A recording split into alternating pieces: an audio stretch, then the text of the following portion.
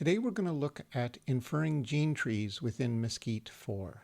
Here we have a small data set with 10 UCE loci and 46 taxa that we've grouped into a taxa partition.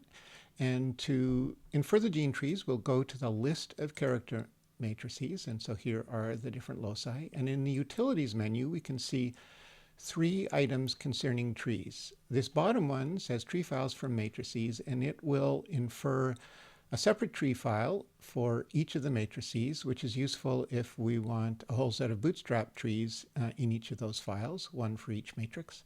And then this also infers a set of trees for each of the matrices, but stores each set as a tree block within this file. But this is what we're going to use. This goes through and infers a tree or a little set of trees for each matrix and puts them all into a single tree block. And that's what we're going to do. We're just going to infer one tree for each gene. We're going to use RAxML because it's good and fast, and this is using the Zephyr package to interface with these various external tree inference programs.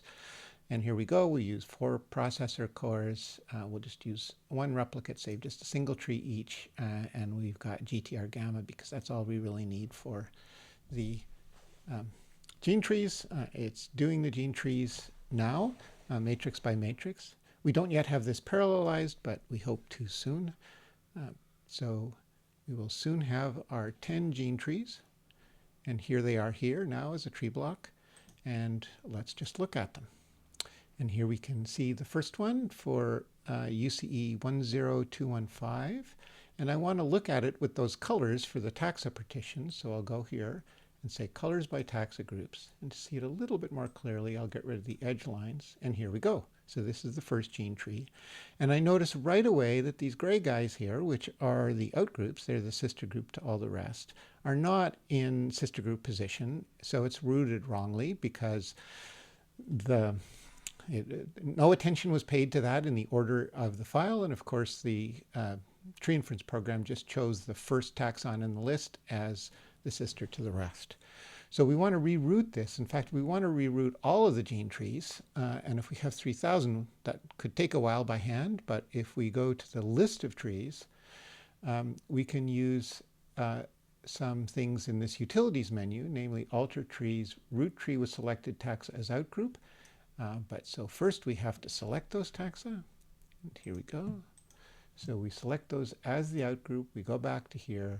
We come here, utilities, alter trees, root with selected trees as taxas outgroup, and there we go. We're now rerouted appropriately. So we can look through the various gene trees, but as we go, we'll notice some of these branches look rather long, and we start to wonder, what does the gene look like that is connected with these? One of the advantages of doing the inference within Mesquite is that it keeps track of which locus is the source of which gene tree. And so here, if we touch this, and this is also available here under tree, show matrix and tree window, we can get the matrix that's linked to that tree. So this is the gene that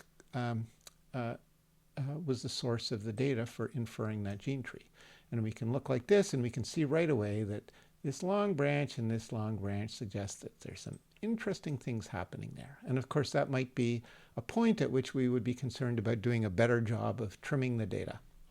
But I'm now going to scroll through the different gene trees, and they are matrices. And we can see another one that looks concerning here, and another bit here. What's going on? This one doesn't look too bad here, but maybe it looks bad somewhere else. There we go. There's something weird going on here. So typically what I would do is I would consider trimming these a little bit better first, perhaps concatenating, using spruce up to get rid of rogue subsequences, deconcatenating, and then trying the gene trees again.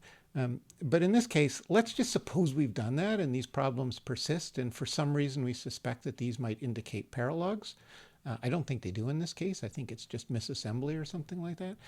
But if we did suspect paralogs, one of the criteria that I've used in my work for identifying possible paralogs is a ratio of branches, whether the longest branch, how much longer is it than the second longest branch. To do this properly, we need to have already rerouted the tree so we don't have a weird situation with branch length near the base. And so to filter by those genes that have a long branch length ratio, we can go to the list of trees and ask it to display the ratio of the longest branches for each of these trees. And there we go, and we can see that some of them are just 1, some of them are above 10. And in the data that we typically have, if that ratio is 5 or greater, it seems pretty suspicious. So if you wanted to just select all of the trees that have a ratio of 5 or less, we could just touch on these 2 rows. But if you've got 3,000, that gets tedious. But we can use the magic wand tool, and in particular the specify and use target value, where we say, okay, look at the ratio of longest branches, see if you can find any that are equal to or greater than 5, and select them.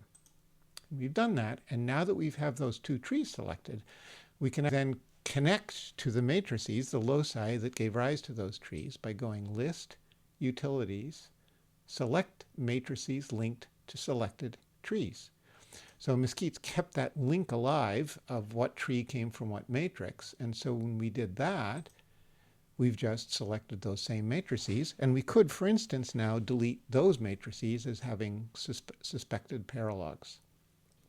So this is just a little window into inferring gene trees in Mesquite. And there you go.